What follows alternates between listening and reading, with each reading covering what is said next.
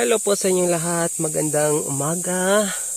Ito po yung Himalayan mulberry natin. Napakaraming bunga sa lahat po ng nakabili sa akin ng Himalayan mulberry. Huwag po kayong mag-alala. Totoo po yan.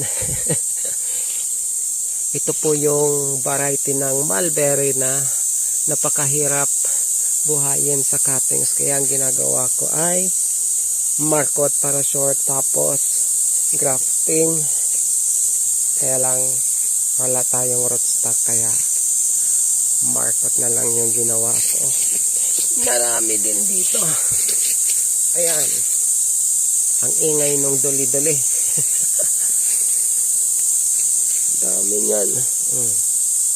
Pati dyan sa taas marami yan. Hahatakin ko yung pamaba para mamarkot ko ulit.